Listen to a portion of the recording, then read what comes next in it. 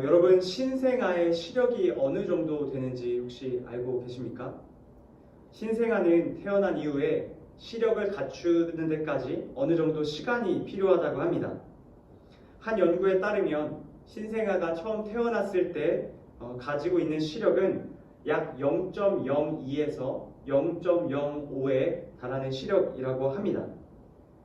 거의 시각장애 수준이다라고 말할 수 있습니다. 생후 6개월이 지나야 아이는 겨우 0.1에서 0.2 정도의 시력을 갖습니다. 약 3세에서 5세 무렵이 되어야 성인 수준의 1.0 시력을 갖게 된다고 말합니다.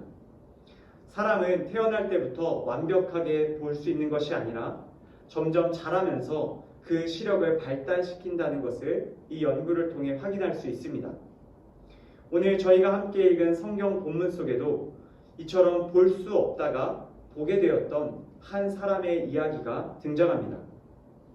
오늘 말씀은 실로암 맹인의 치유 사건을 다루는 본문 9장 1절에서 12절 말씀 이후에 예수님께서 다시 그 맹인 앞에 나타나 치유받은 이 맹인의 신앙 고백을 들으시고 그에게 육체적 맹인보다 더 심각한 영적 맹인에 대한 경고의 말씀을 들려주시는 내용을 다루고 있습니다.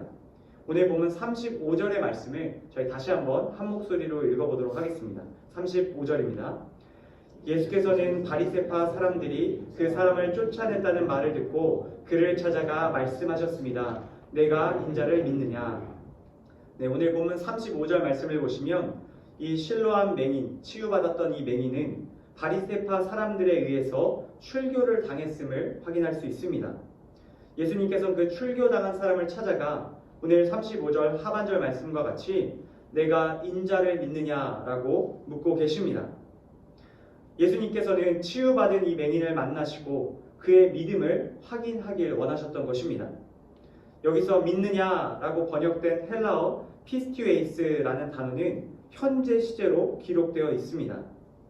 다시 말해 예수님께서는 이 사람에게 내가 여전히 계속해서 인자를 믿을 수 있겠느냐라고 질문하고 계신 것이죠. 이 맹인은 바리새인들에 의해 쫓겨난 이유가 바로 예수님을 지지했기 때문이었고 앞으로 그로 인해 더 큰 어려움을 겪게 될 수 있음에도 불구하고 그가 계속해서 예수님에 대한 인자에 대한 믿음을 가질 수 있는지 묻고 계신 겁니다. 예수님의 이와 같은 질문을 들은 이 맹인이었던 사람은 오늘 본문 36절의 말씀을 통해 대답합니다. 오늘 36절 말씀도 다시 한번 함께 읽겠습니다. 그 사람이 물었습니다. 선생님, 그분이 누구신지 말씀해 주십시오. 제가 그분을 믿겠습니다.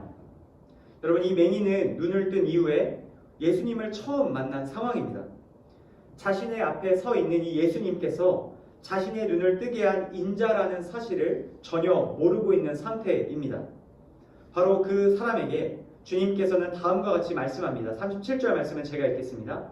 예수께서 말씀하셨습니다. 내가 이미 그를 보았다. 너와 말하고 있는 사람이 바로 그다. 여러분, 이 사람은 분명히 눈을 떴습니다. 볼 수 있는 사람이 된 것이죠. 그러나 그는 여전히 자신의 눈앞에 계신 바로 예수께서 어떤 존재인지는 알지 못합니다. 육신의 눈은 뜨게 되었지만 아직 영적인 눈은 뜨지 못한 영적인 맹인 상태를 유지하고 있었던 것입니다. 바로 그에게 예수님께서는 자신이 누구인지 직접 말씀해 주십니다. 예수께서는 인자, 곧 그리스도가 자신이며 맹인의 눈을 뜨게 한 자가 바로 나다라고 알려주고 계신 것이죠. 여러분, 참 놀라운 것은요, 다른 율법학자 바리새인들과는 달리 이 맹인이었던 사람은 예수님의 말씀을 듣는 즉시 그의 닫혀있던 영적인 눈 또한 떠지는 은혜가 있었습니다.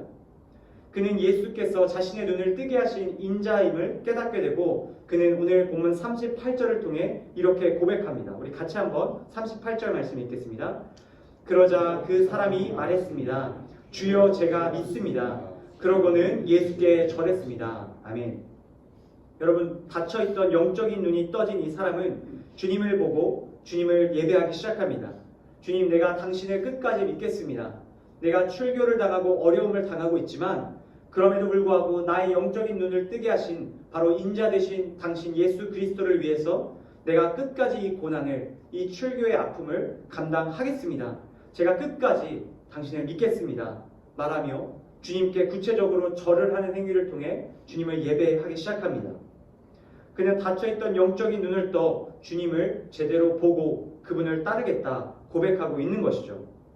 뿐만 아니라 그는 자신의 무릎을 꿇어 구체적으로 삶으로 하나님을 예배하는 모습을 보여줍니다.